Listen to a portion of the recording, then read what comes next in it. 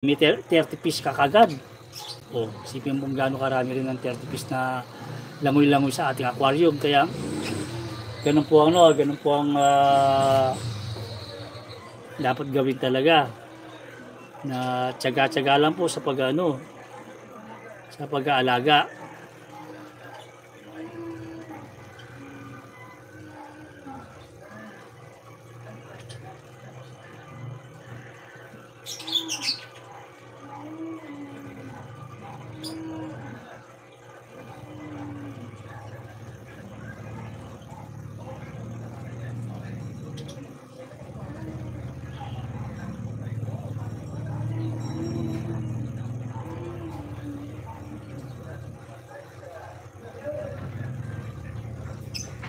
Yan ang kung makikita mo. Nakikita nyo visible na po, nasa baba. Saka sa taas. Oh. Medyo mabait po ang ating breeder, ang ating mother.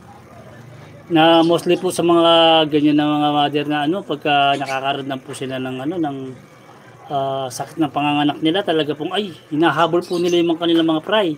At yung iba po ay talagang sinusubo po nila.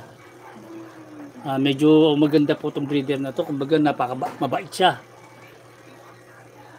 Siguro baka may possibility na hindi po ito yung first baby niya. Kumbaga nagkaroon na po siya ng baby kasi may mga experience na po siya pagdating sa panganganak. Kasi lalo yung mga fish na bago pa lang nanganganak, at talagang mabagsak po sila. Talagang pagkalabas ng kanilang mga fry ay hinahabol nila. Lalo na pagka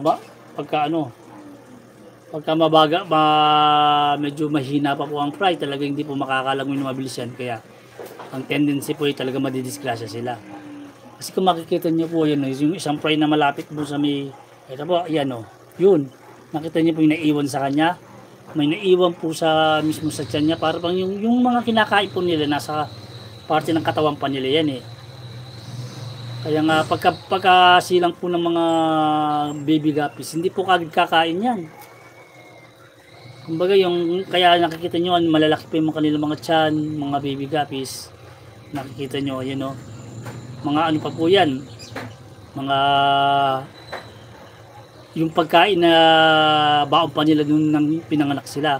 Kaya nakikita mo po, medyo mabait po ang ating mother fish, kasi hindi po niya hinahabol ng todo yung kanyang mga fry. Sa ibang mga may ibang mga baby guppies po, yun nakita niyo po, nalaglag sa kanya. Nalaglag yung mismong anak. Dami na po nalalaglag, marami na po, lalo na sa ilalim. Yung tendency po yung pagka nanganak po kasi sila, dediretso po yun sa ilalim. Tapos pagkabalakas na po sila, yun, makakapag-swim na po sila. Kaya ang nagiging tendency po pagka wala po tayong bracket ng ganyan, pangharang, paglabas po kasi ng fry ay nanghihina pa po yan. Kaya ang nagiging tendency po ay nakakain po sila ng mother. Ganun po yung ginagawa ng mother.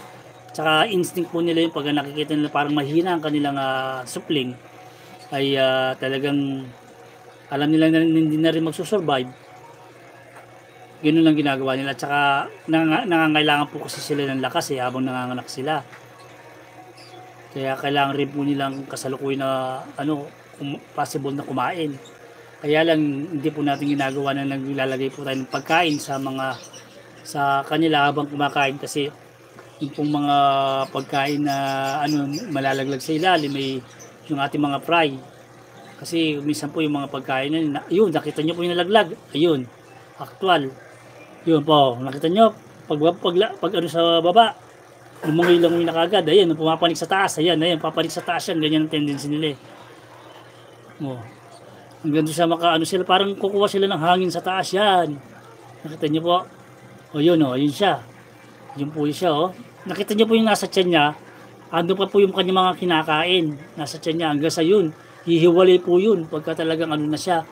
Kung titingnan niyo parang kasama po siya sa pagiging shell pa ng kanyang ng kanyang gagaling po sila sa egg. Yung shell ng egg. Ganyan po yung niyan, ang tendency niyan.